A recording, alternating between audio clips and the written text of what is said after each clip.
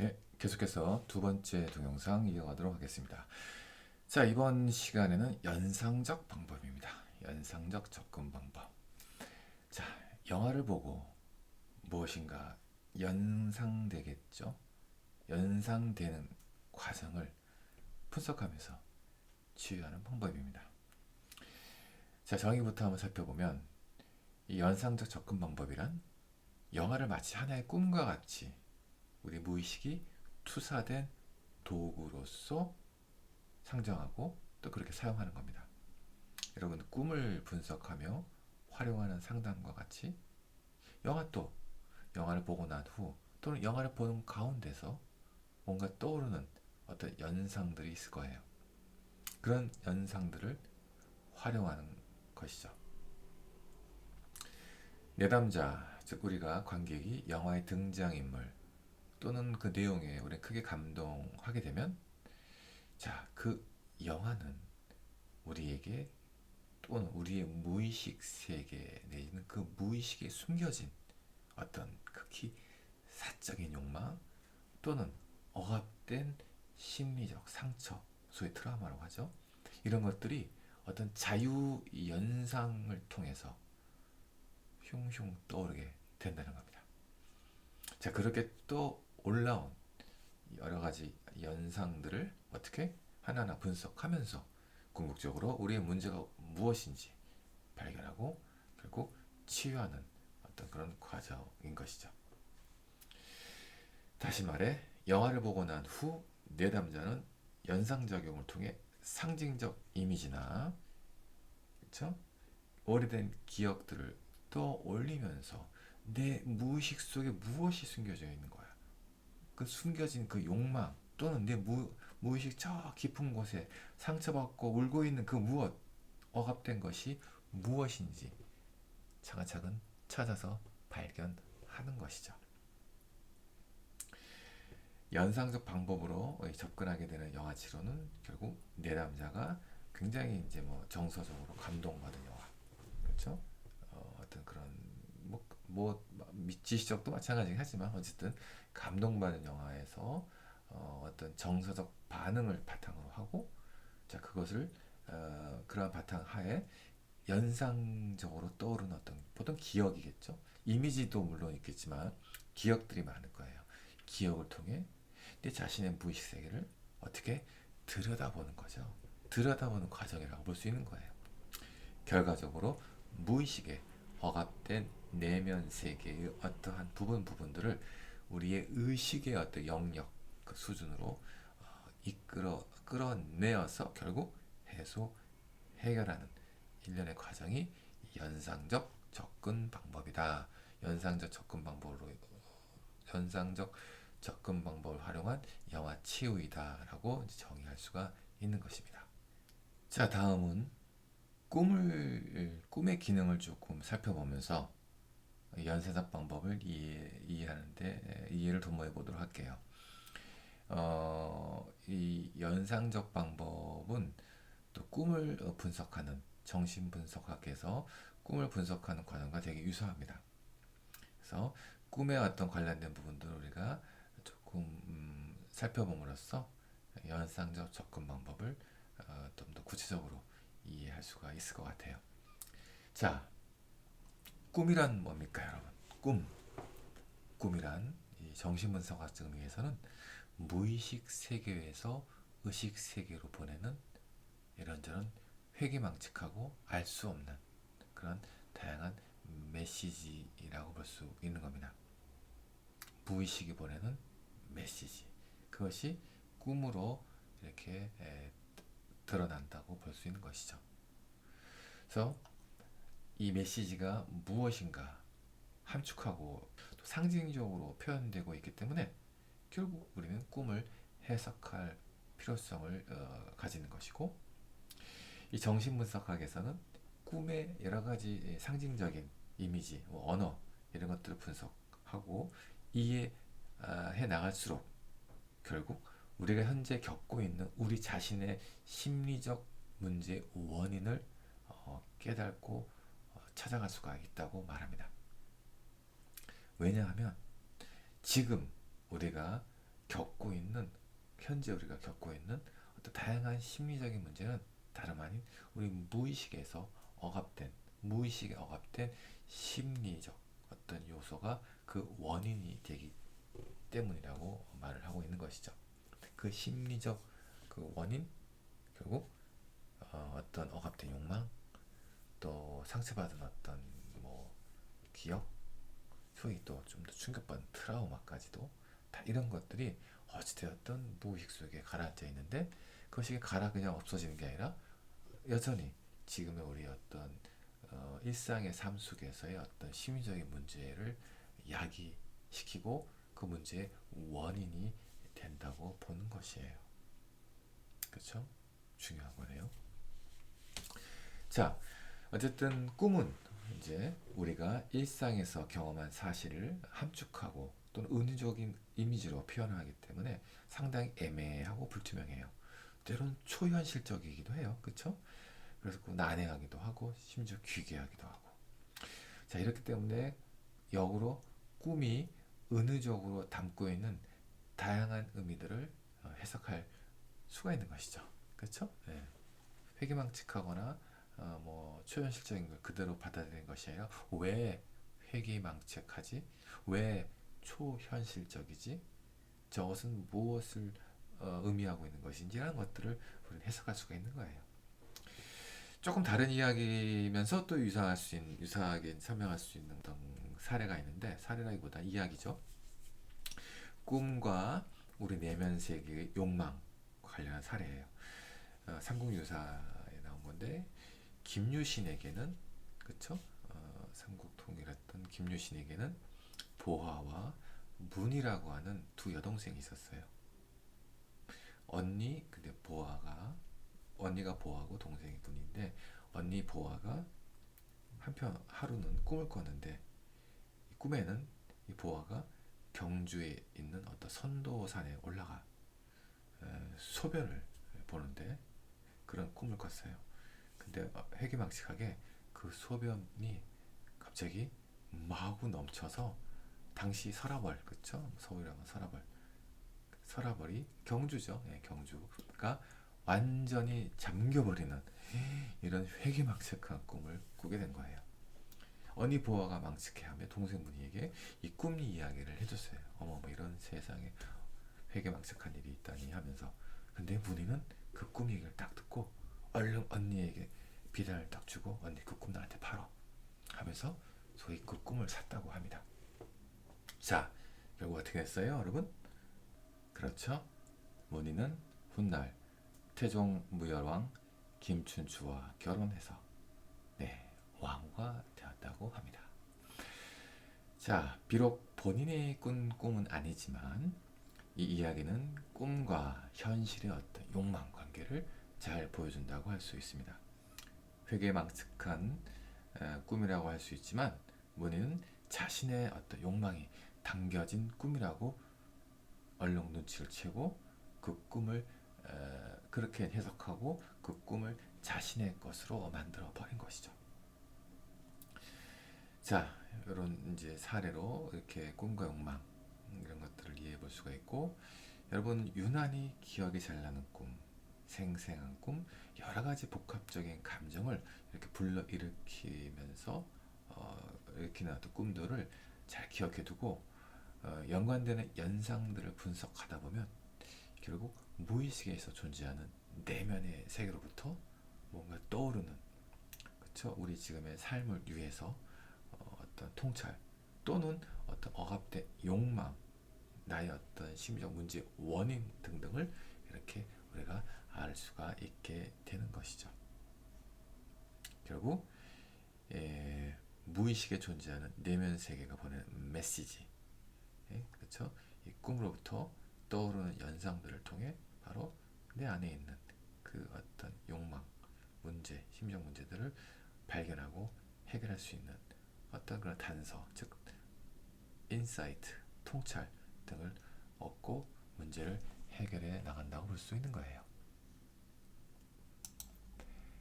자, 다음은 연상적 방법의 장점과 특징. 자, 장점이 있고 특징이 있을 텐데, 영화를 활용한 연상적 접근 방식은 결국 무엇보다도 영화 자체가 우리의 어떤 자유 연상을 위한 어떤 도구 또는 촉매제로서 활용되는 거죠. 어떤 잔영처럼 남겨진 나의 어떤 과거의 기억들, 영화가 떠올리게 만들어주는 거예요. 그렇죠? 또는 이 연상적 방법을 통해서 저 깊은 무의식에 갇혀 있거나 억압되어 있는 어떤 욕망을 떠올릴 수 있는 거예요. 의식 세계에서는 결코 생각지도 못했던 어떤 억압된 나의 욕망이 발견되는 것일 수도 있는 것이죠. 그렇죠? 현재 우리가 살면서 겪고 있는 어떤 콤플렉스나 심리적 불편함의 기원 또는 원인을 이 연상적인 접근 방법을 통해 떠올린 어떤 이미지, 기억 그런 것에서 찾는 것이죠. 이렇게 이제 꺼내진 기억이 하나의 실마리가 되어서 우리 문제의 원인을 규명하고 인식하는 치유의 시작이 된다고 볼 수 있는 것이죠. 이 영화가 촉발시키는, 그렇죠? 영화를 통해서 촉발되는 어떤 강렬한 정서, 그렇죠? 이것은 소위 그 무의식과 의식의 경계선에 놓여 있는, 그래서 작동하고 기능하는 소위 이 초자, 그렇죠?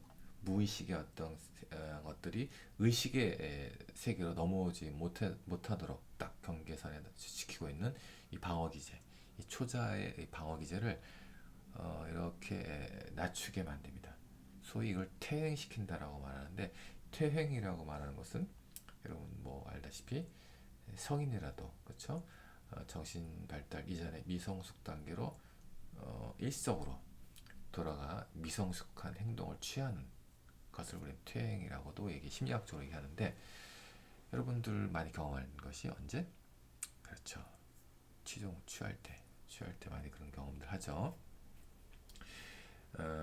그래서 뭐 밤에 술 먹고 SNS 하지 말라는 것도 약간의 퇴행 상태에서 글을 올리다 보니 이제 다음 날 보면 끔찍한 거죠.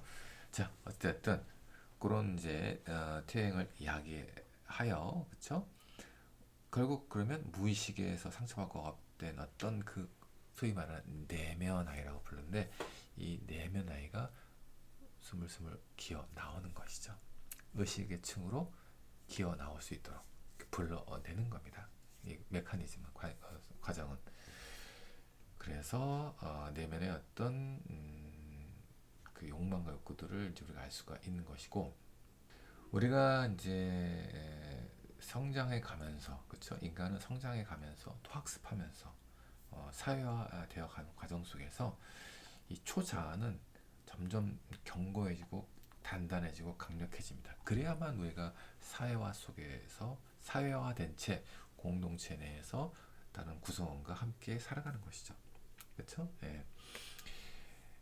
무의식에 갇힌 욕망, 욕구 등이 쉽게 의식의 세계로 뛰쳐나온다면 큰일 나죠. 그렇죠? 예. 어찌되었든 이 의식의 세계로 넘어오지 못하게 하는 것들이 이제 초자가 방어 기제로 이제 방어하고 있는 것이죠. 자, 이것은 또 깊은 정서적 상처의 상흔을 무의식에 갇혀두는 것이기도, 무의식 속에 가두어두는 것이기도 하는 거예요. 우리가 살면서 특히 뭐 심리적인 어떤 상처, 뭐 이별의 상처, 뭐 뭔가 어떤 분함에 대한 어떤 상처, 이런 것들이 사라져야지 살지, 그렇죠? 계속 의식의 영역 속에 남아있으면 힘들죠. 그렇기 때문에 자연스럽게 그런 것들은 무의식의 세계로 자꾸 밀어내고 억압시킬 수밖에 없는 거예요. 그래서 억압되고 갇혀야지 이제 의식의 세계 속에서 그런 상처가 좀 사라지고 일상을 살아갈 수 있는 거잖아요. 그 계속 의식의 영역에 턱 걸쳐져 있으면 얼마나 힘들고 살기가 어려워요. 그렇기 때문에 무의식은 굉장히 중요한 거예요. 그런 것들이 그렇게 무의식 영역 속으로 침전에 들어가는 것이죠. 그래서 우리는 일상을 다시금 정상적으로 더 나아가서 더 긍정적으로 희망차게 살아갈 수 있는 어떤 심리적인 어떤 메커니즘이죠.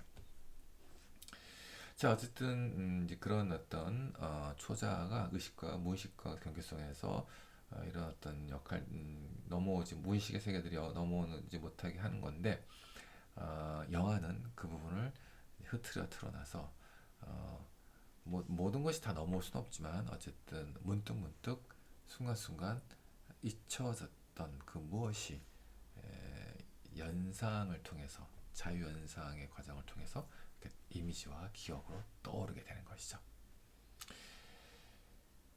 자, 이 영화의 연상적 방식을 통해 일시적으로나마 심리적 퇴행을 경험하는 우리 내담자 관객은 내면의 무의식 속에 상처받고 있는 누구? 이 내면의 아이라고 불리우는 이 심리적 문제를 안고 있는 내 자신의 또 다른 자아, 어린 자아를 발견하게 되는 거예요.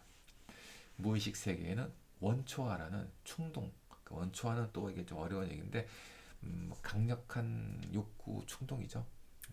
먹어야 되고 성욕하고 화나면 확 화를 이래가지고 동물적인 되게 원초적인 어떤 충동, 원초화만 무의식 세계에 갇혀 있는 것이 아니라 이렇게 살아오면서 상처받고, 그렇죠? 은폐되고 이런 어떤 내 자신의 어떤 또 다른 내면, 내 자아, 이는 보통 내면 아이라고 불리는 이유는 보통 이것은 청소년기 시절, 어린 시절에 많이 형성되기 때문에 내면 아이라는 말을 붙이는 거예요. 그렇죠? 자, 이렇게 상처받아 숨겨져 있는 내면 아이를 어떻게 의식의 영역으로 불러내어서 그간 방치되어 있던 그의 아픔을 함께 치유하게 하는 것이죠. 결국 무의식층에 존재하던 내면 아이의 의식화가 어떻게 보면 연상적 방법의 가장 핵심적인 특징이라고 볼 수 있는 거예요. 의식화란 내면 아이에게 각인된 상처 혹은 그런 기억들이 현재 성인의 관점, 아주 다 잘하는 우리 성인의 관점에서 다시 재해석하는 과정 속에서 싹 치유되는 어떤 과정과도 같은 거예요. 그러니까 어린 시절에 겪었던 것은 굉장히 크잖아요. 그렇죠? 작은 것도 크게 다가오고 심리적으로 크게 상처를 겪을 수 있죠. 근데 그런 것들이 지금부터 다 자란 성인의 관점에서 보면 별일 아닌 걸 수도 있거든요. 그와 같은 이치와도 같은 거예요. 현재의 관점에서 다시 재해석하여 수용하며 치유. 결국 이건 뭐예요? 관점의 변화를 야기하는 것이죠.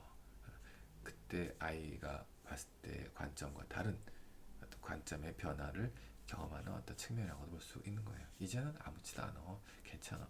그때는 그렇게 심각했지만 지금 이렇게 어린애에서 봤을 때는 별거 아닐 수도 있겠구나라고 이렇게 생각하면서 내면의 아이를 치유하는 과정인 것이죠.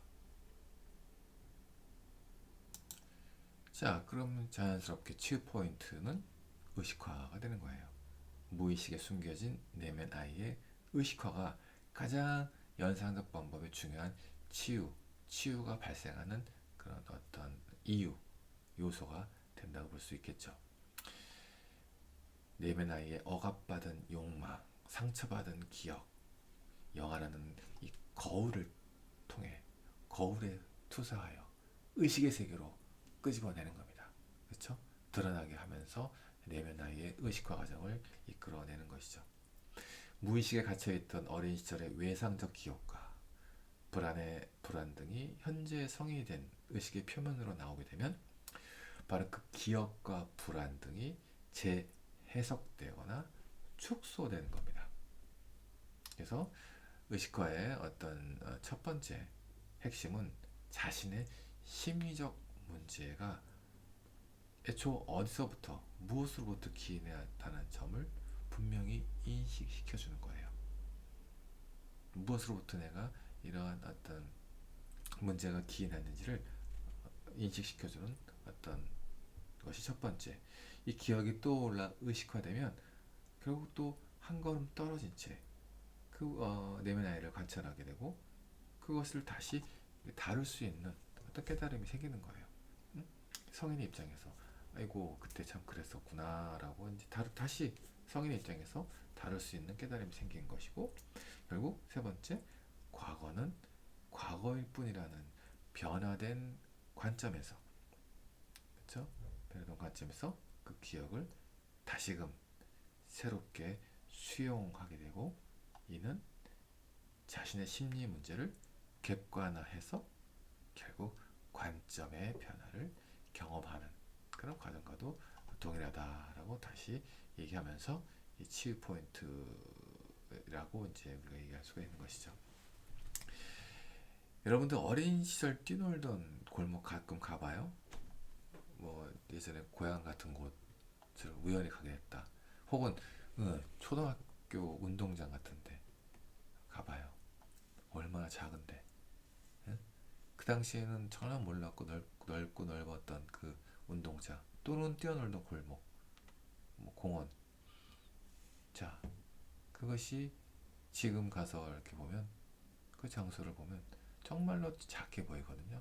작은 골목이었구나, 아담한 운동장이었구나라는 걸 깨닫는 그런 어떤 심리 과정과도 유사하다고 볼 수 있겠습니다.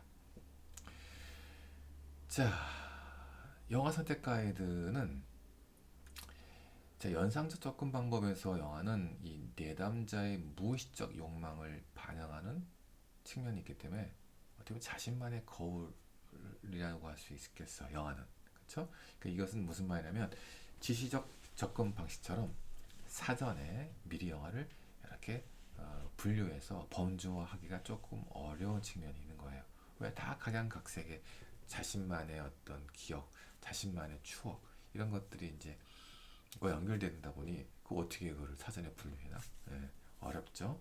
그래서 개별적으로 어렵기 때문에 이 연상적 접근 방법에서는 개별적으로 내담자가 깊은 감동과 인상을 받은 영화를 선택하도록 해요. 어떤 영화가 그렇게 당신에게 인생 영화였습니까? 어떻게 이렇게 큰 감동과 인상을 남겼습니까? 라고 하면서 그 영화를 통해서 이렇게 개인형이죠. 개인 자신의 어떤 영화. 그래서 그렇지만 요런 또 팁은 있어요. 비록 그런 이제 특징 영화 선택에 좀 남다름이 있긴 하지만 권장되는 영화도 있긴 해요. 자, 그것은 첫 번째 정서적인 면이 굉장히 풍부한 영화. 그냥 막 이렇게 상업적인 영화 말고, 그렇죠? 뭐 예술적인 영화를 할 수도 있고, 아니면 또 굉장히 감수성이 예민하게 자극할 수 있는 감수성이 풍부한, 정서적으로 풍부한 영화를 꼽을 수 있죠. 사랑 얘기 같은 게 특히 많이 그럴 수 있는데, 또 사랑 그러면 너무 사랑에 또 마음에 물리니까 어찌되었든 정서적인 측면, 감성적인 측면이 굉장히 풍부한 영화. 그리고 또 다양한 은유가 함축되어 있거나 또는 그런 은유를 이끌어낼 만한 강렬한 어떤 시청각적인 자극, 이게 미장센이라고 여러분 얘기하죠. 미장센이 굉장히 화려한 영화 그런 거 있잖아요. 예술 영화들 그렇잖아 보통. 그러면서 뭔가 감각과 감성을 자극할 수 있는 그런 이제 미장센의 아름다운 영화 등이 생각지도 못하게 우리에게 불현듯 어떤 것을 떠올리게 하는, 그러면서 이 연상적 접근 방법을 한번 경험해 볼 수 있는 그런 것들을 제공하기도 한다고 하고, 그런 영화들이 이제 조금 권장된다고 볼 수 있겠죠. 자, 근데 어쨌든 이 연상적 방법은 좀 쉽진 않아요. 뭔가 그런 영화 딱 맞아 떨어져서 있다면, 오, 좀 더 깊이 있게 나를 들여다보고 나의 문제를 이제 찾아볼 수 있는 계기를 마련할 수 있겠지만, 앞선 지시적 방법과 비해서는 조금 어려운 측면이 있어요. 쉽지 않은 측면. 그럼에도 불구하고 우리가 연상작용을 조금 활성화하는 어떤 방법이 있어요. 이 책에서는 이렇게 5가지를 제시하는데, 연상작용을 활성화시키는 방법. 자, 첫 번째, 영화를 회상해 가면서, 그렇죠? 떠오르는 자유연상을 활용하라. 이것은 우리가 영화를 이렇게 다시 한번 되짚어 보잖아요. 인상적인 장면이 무엇인지, 그리고 또 인상적인 대사가 무엇인지, 또 인물의 행동이 무엇인지, 배경은 또 무엇인지, 장소는 어디였는지, 이런 것들을 기억해 내보는 거예요. 회상한다. 그렇죠? 기억해 내는 거죠. 그래서 몇 가지가 떠오르겠죠? 그 장면이 좋았지, 그 대사가 괜찮았지. 그 행동이 참 멋있었어. 그 장소 정말 나에게 굉장히 인상적이었어. 왜 이렇게 기억해내죠? 그럼 이거 자연스럽게 두 번째, 이렇게 기억해낸 이 요소로부터 결국 어떤 연상을 떠올려 보는 거예요. 어떤 중요한 장면, 등장인물, 행동, 장소 이런 것들이 무언가를 환기시키지 않을까요? 사후적인 거예요. 지금 이제 사후적으로 생각해 보면서 다 들어가는 거죠. 어떤 기억해낸 것이 그냥 기억해내고 끝나는 것이 아니라 그것이 또 한편으로 한 단계 더 뭔가를 환기시켜서 환기시킨 건 뭐예요? 어떤 연상들을 환기시키는 거겠죠. 그런 것들을 이제 찾아보는 거죠. 뭐안 나올 수도 있고, 예. 어쨌든 기억해낸 이 요소들에서 환기되는 어떤 연상들 정리해보기. 자, 이렇게 떠오르는 연상들. 자, 여기 중요한 건 이것은 여러분들 뭔가 떠오르는데 이런 왜 갑자기 회기망측한 이런 생각이 나오지? 라고 보다 이건 아니야. 이런 식으로 자기 검열하지 말라는 거예요. 응? 무의식 속에는 그야말로 발칙하고 회개망측한 것들이 잔뜩 드글드글거려요. 그거를 애써 이렇게 억압하려고 하지 마요. 최소한 스스로가 이런 어떤 우리 연상적방법 치유 과정은 그냥 있는 그대로 놔두세요. 자기 검열을 하지 마라. 비록 비도덕적이고 비윤리적일 수도 있다. 그렇죠? 자, 그리고 네 번째는 이거는 우리가 뭐 굳이 안 해도 되는데 떠오른 연상을 다양한 방법으로 한번 표현해 보는 거예요. 보통 말로 정리하죠 우리는. 근데 이거를 뭐 신체 언어로 또는 그 어떤 연상된 것들을 뭐 유사한 어떤 사진을 찍거나 그림을 그리거나 뭐 음악을 표현하거나 어렵겠네요. 자, 어쨌든 이런 것들을 연상된 것을 표현할 수가 있어요. 이건 좀 전문적인 영역이니까 넘어가고. 자, 마지막 연상된 것을 결합해라. 이것도 이제 재미난 건데 개별적이 연상된 것들은 좀 뜬금없어요 서로가. 그렇죠? 연결이 딱히 된다고 느껴지지 않을 거예요. 근데 이것을 억지로 연결시켜 보는 거예요. 역으로. 어? 자, 개별적인 연상을 연결하다 보면 또 새로운 중요한 연상이 활성화되기도 해요. 예를 들면 사과가 딱 떠올랐어요. 연상됐어요. 뜬금없이 왜 사과지? 그러다가 또 어디 장면에서 기차가 강렬하게 떠올랐어요. 그럼 사과와 기차가 딱히 뭐 연관이 없잖아요. 그럼에도 불구하고 연관시켜보는 거예요. 사과 모양의 기차, 혹은 사과를 싣고 달리는 기차, 뭐 되죠, 연결되죠, 어떻게, 그렇죠? 이렇게 각 개별 요소들을 계속 연결해 보다 보면 또 순간 생각지도 않는 어떤 또 연상이 떠오른다고 합니다. 자, 이렇게 연상작용을 활성화시키는 방법, 뭐 4번말 제하고는 우리가 충분히 1, 2, 3, 4번, 1, 2, 3, 5번은 한 번쯤씩 해볼 수 있을 것 같아요. 그렇죠? 뭐 누군 4번도 할 수 있을까? 그렇겠죠. 그림 그릴 수도 있죠. 특히 그림 같은 거, 그렇죠? 자, 그러면 우린 수시과제 연상자 접근 방식을 한번 해보는 거죠. 물론 이 연상자 접근 방식은 조금 쉽지가 않아서 보통 뭐 1이나 첫 번째 지시적이나 세 번째 정화적 많이 하는데 그래도 혹시 하고 싶은 친구들은 이와 같은 가이드에 맞춰서 한번 해볼 수가 있죠.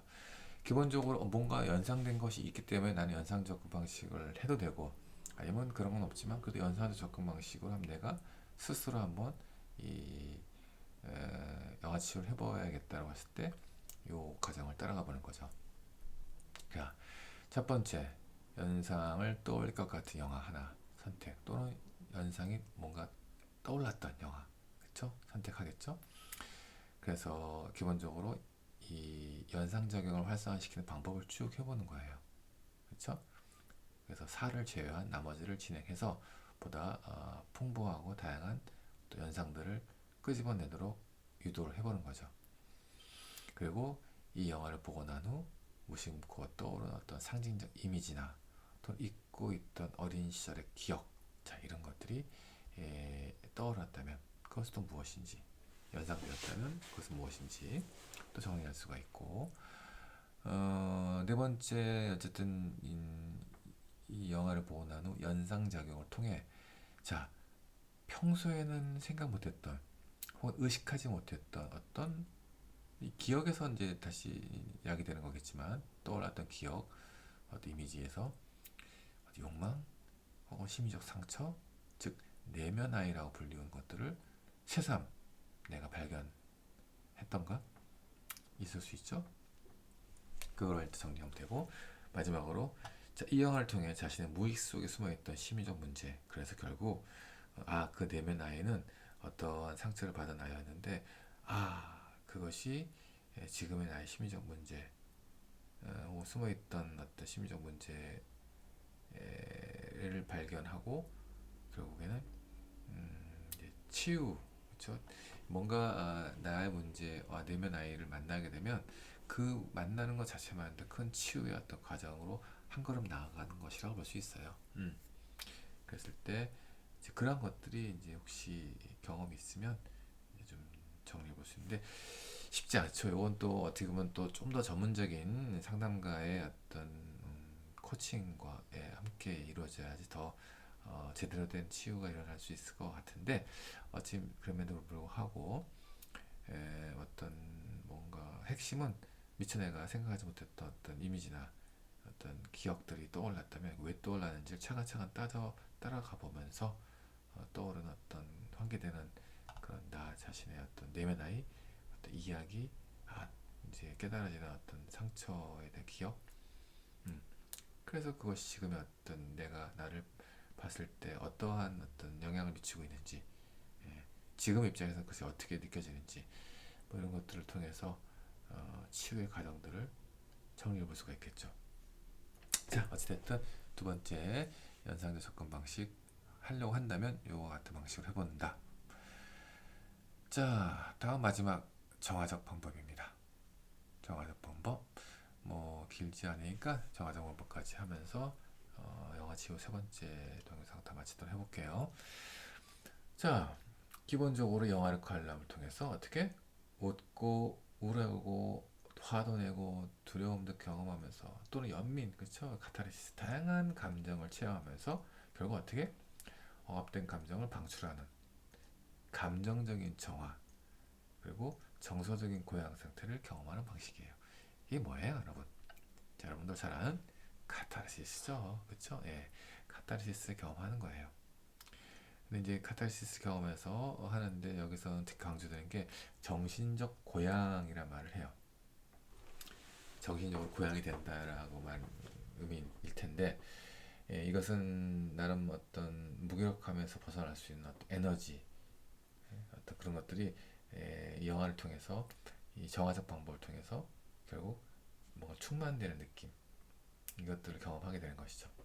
그래서 뭐 나름 이 책은 정신적 고양이란 머리의 온기와 떨림 같은 신체적 변화, 신체적 변화, 뭔가 이게 감각적으로 끝나는 것이죠.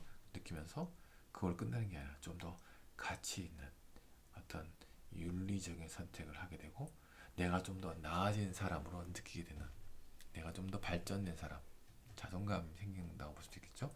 그런 어떤 정신적 상태, 즉 자존감 높아지는 경험, 자, 이런 것들을 이 영화를 통해서 우선 앞선 감정적인 정화, 카타르시스를 통해서 정신적 고양까지 나아가는 경험을 했다면 그것은 자연스럽게 우리는 정화적 접근 방식으로 이 영화 치유의 과정들을 분석 혹은 또 이런 부분들을, 이런 과정을 정화적 방법이라고 명명할 수 있는 것이죠.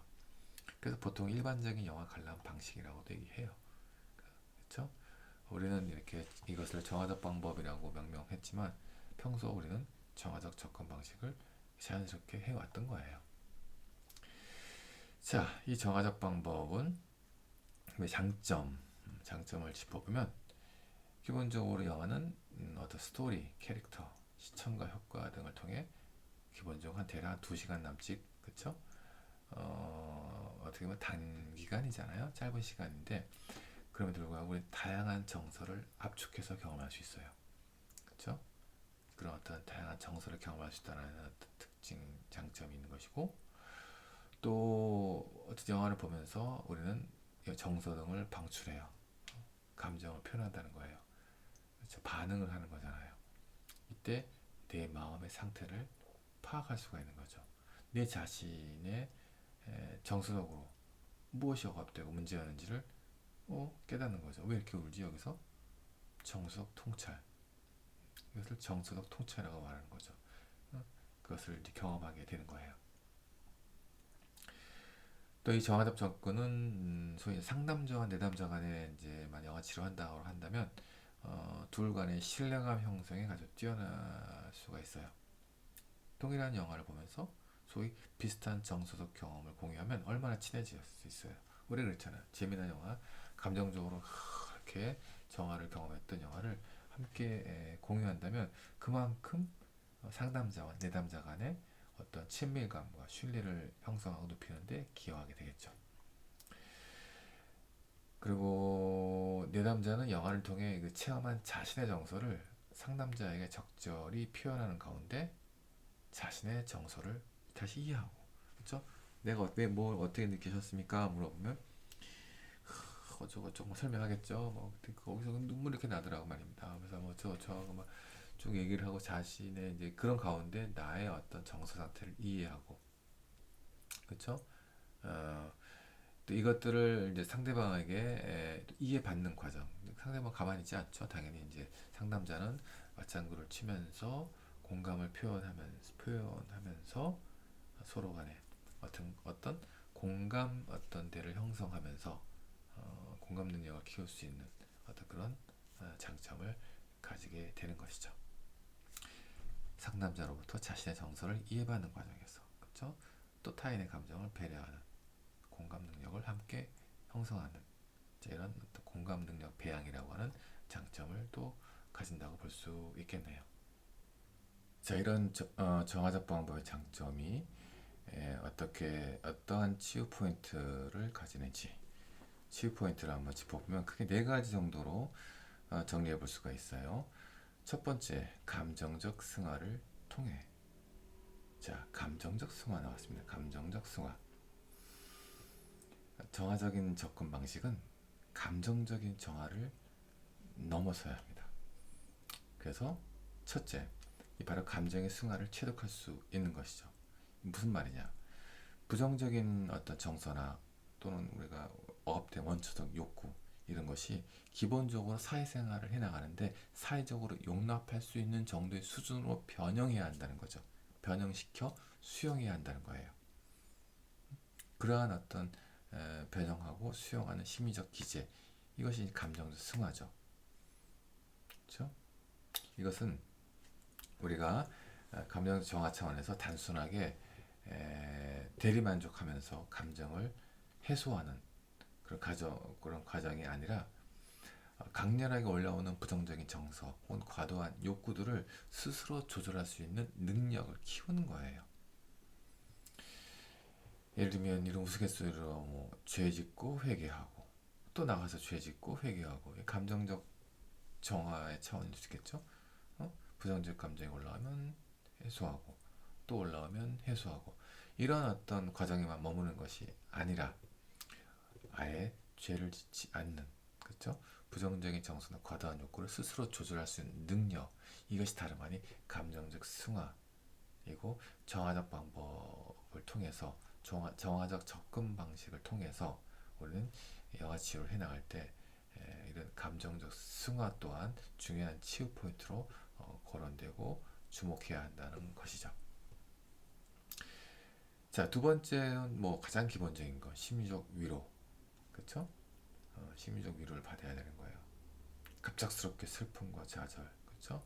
이런 것들을 겪게 되면 영화를 통해서 우리는 심리적 위로를 얻는 것인 거고 등장인물의 감정이입을 통해 자신이 겪는 크던 작던 심리적 문제를 다시 말해서 그것이 나만의 문제, 나 혼자만의 문제가 아니라는 점을 그렇게 깨달아가면서, 그렇죠? 또는 등장인물이 그런 어떤 문제점들을 극복해 나가는 그런 과정에 나를 투사함으로써 나 또한 극복할 수 있다는 용기와 힘을 얻는 방식으로 우리는 위로를 받게 되는 거예요. 심리적 위로를 받게 되는 것이죠. 이게 중요한 또 치유 포인트, 그렇죠? 정화적 접근 방식의 중요한 심리적 포인트라고 꼽을 수가 있죠. 세 번째 대리만족. 그렇죠? 또 가장 또 기본적인 요소이기도 한데 앞서 감정 정화만 이제 국한되면 안 된다고 했지만 감정의 정화도 또 기본적으로 필요한 치유 포인트가 되는 거예요. 그렇죠? 대리만족을 통해 감정 정화를 경험하는 것. 이것도 어쨌든 한편으로 정화적 방법에 가장 흔하게 경험하게 되는 치유 포인트라고 볼 수가 있겠죠. 영화 속 등장인물의 극적 투사를 통해 특히 현실 속에서 채울 수 없는 어떤 판타지, 그렇죠? 현실의 결핍, 욕망, 또 영웅 심리, 간식 끌기 뭐 이런 좀 현실 속에서 채울 수 없는 어떤 그런 판타지를 대리만족할 수 있잖아요. 그렇죠? 특히 요즘 현대사에서 다양한 그런 뭐 게임을 말할 것도 없고, 그렇죠? 다만 여기서는 조심해야 될 건 아까 얘기했던 것처럼 죄짓고 회개하고 죄짓고 회개하고, 그렇죠? 이걸 거쳐서 감정적인 승화까지 나아가야지 진정한 치유가 되는 거겠죠. 네, 그렇지만 또 이것도 또 어쨌든 필요하다. 그것도 이런 것은 중독될 수도 같은 중독 같은 증상을 보이기도 해요. 그렇죠? 그래서 어, 조심해야 된다는 거. 그렇죠? 그리고 네 번째는 마지막으로 웃음. 예, 웃음 또한 중요한 정서 방출 방법이에요. 그렇죠? 심령 같은 경우를 보면 우리가 알 수 있잖아요. 강렬한 기쁨을 통해서 한편으로 또 우리 내 안에 있는 부정적인 감정을 방출하는 그런 과정인 것이죠. 자, 부정적인 정서 체험을 통해 그렇죠. 부정적인 감정 덩어리를 방출하는 것이 아니라 강렬한 기쁨. 그래서 웃음 같은 경우는 결국 스트레스 호르몬을 감소시킨다고 했잖아요. 그래서 이런 것도 중요한 치유 포인트. 또 뭐 심신 이론론의 메커니즘으로 결국 면역 체계를 강화한다. 그렇죠? 웃음으로써 결국 이런 스트레스 호르몬을 날려버리니 정신적인 측면과 육체적인 측면, 그렇죠? 함께 이렇게 같이 작용한다라는 심신 이론의 메커니즘에서 이렇게 좀 이해해 볼 수 있는 것이죠. 자, 이렇게 웃음을 마지막으로 해서 네 가지 정화적 접근 방식을 통한 치유 포인트를 짚어볼 수 있겠습니다. 자, 그럼 마지막으로 수시과제, 그렇죠? 정화적 접근 방식의 수시과제를 이제 이렇게 제시할 수가 있을 것 같아요. 자, 정서적으로 깊이 감동한 영화를 하나 고르시오. 풍부한 감정과 정서가 배어있는, 그렇죠? 뭐 하나 이제 정했겠죠? 그 영화의 정서, 뭐 희노애락이겠죠? 내 문제를 치유하는 감정적 정화 또는 정서적 고양을 통해 심리적 위로를 가져다 준 내용은 무엇입니까? 일단 뭐 감정적 정화 중요하죠. 대리만족을 통해서. 그래서 결국 정서적 고양, 그쵸? 아까 얘기했죠? 뭔가 정서적으로 고양되는 어떤 그런 경험들을 통해서 내 마음에 위로가 되었던 내용이 있는지, 또는 그 영화가 단순하게 2번의 단계를 넘어서 미처 몰랐던 어떤 내 문제의 정수 통찰까지 경험하게 해주거나, 더 나아가서 감정적 승화, 이 한 편의 영화로 갑자기 뚝딱 감정적 승화, 마음의 근육이 형성된다고 볼 수는 없겠지만 어쨌든 그러함에 이제 기여하는 어떤 그런 영화, 감정적 승화를 경험하게 해준 내용이 있는지, 그러면 이제 그 내용에 대해서 정리할 수가 있고, 어쨌든 그 영화가 내게 결국 어떠한 내 삶의 영향을 미쳤는지, 이런 부분들을 이렇게 함께 질문에 답하듯이 정리해 볼 수가 있을 것 같습니다. 영화치유의 세 가지 접근 방식에 대해서 이렇게 쭉 이야기를 해왔어요. 자, 셋 중에 여러분들 하나 골라서 수시과제 또는 온라인 활동과제를 진행하면 되는 겁니다. 자, 여기까지 여러분 영화치유 세 번째, 그렇죠? 그리고 또 두 번째 강의 동영상 모두 마치도록 하겠습니다. 감사합니다.